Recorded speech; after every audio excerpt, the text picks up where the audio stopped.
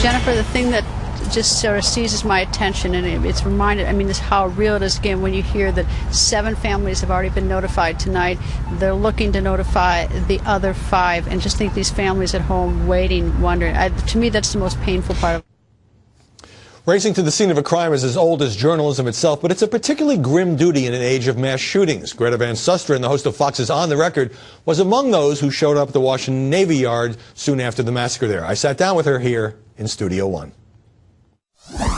Greta, how do you gather information when you have to race to the scene of a mass shooting? There's chaos everywhere and everything's blocked off. Old-fashioned way, pound the pavement. When we were out on the street on Monday, I got there, spent about 14 hours in the street, and all I did is walk around, talk to police. People come out of buildings. I'd go up to them, introduce myself, and say, sorry to bother you. You know, were you inside? Did you see something? Did you hear something? And so you madly try to, gather information the old-fashioned way, so gumshoe, investigative way. But look, we also have iPhones. We listen to what's going on our network. We get wires. People are constantly sending us stuff. I mean, it really is sort of nonstop information. But best thing to do is to, hit the pavement, just ask questions. Yeah, the gadgets are great, but there's no substitute for hitting the pavement. But what is it like emotionally to show up at a place where so many people have just been senselessly killed?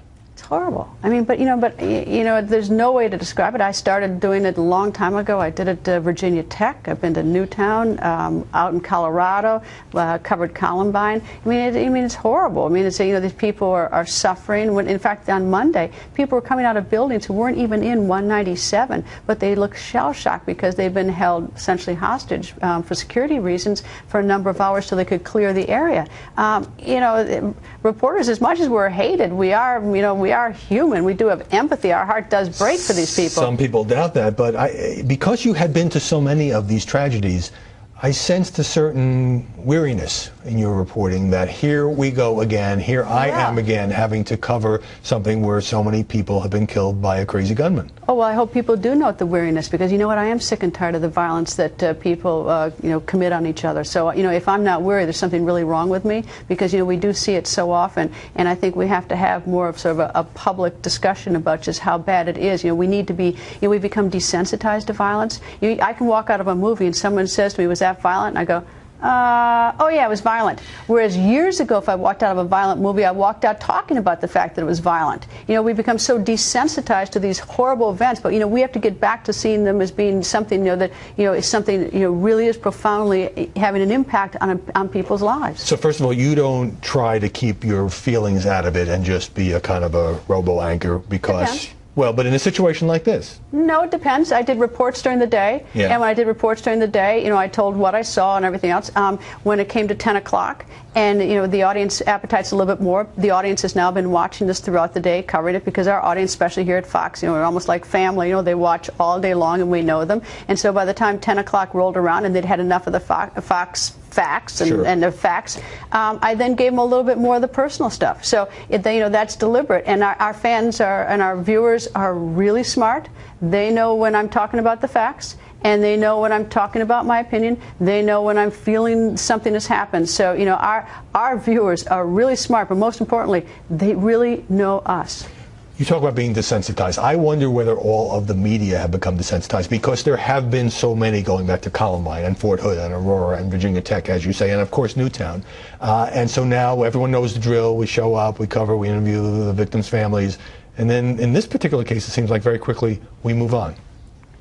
Well, move on. I mean, we didn't really, quote, move on. I mean, just on Monday alone, I spent 14 hours on the street. But I'm talking about by later in the week, it seemed like this was just another story competing with lots of other stories, whereas in earlier tragedies, dominated the news, the Boston bombing for weeks. And I grapple with this, maybe because it happened here, but I grapple with this, that I don't want it to become routine. Well, I think, look, there's a judgment call, there's a balance. And what happened to these families is terrible. What happened down there, we spend an awful lot of time on it here on this network, even in no commercial breaks, and I suspect other networks did that as well. We've also got other very important issues that affect the American people, whether it's a continuing resolution, the debt ceiling, Syria. Gassing. So, it's always a judgment call. But the fact that we move on to another topic doesn't mean we don't give a damn or that we think it's unimportant. It's just our effort in a limited amount of time, which is what happens in a news organization, limited amount of time. We're trying to use our best judgment to get everybody the news, and it does not for 1 second mean that we don't think what happened on Monday was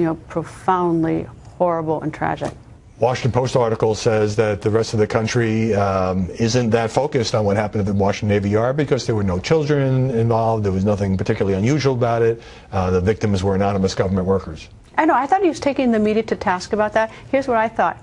I was down there Monday for 14 hours. I never saw him. He's a Washington Post reporter. Why didn't he come down if he thought it was so important? Why didn't he come down and find out what's going on? Instead, he's sitting on the sidelines writing about everybody else and how we don't care about. He's a media writer. That's his job.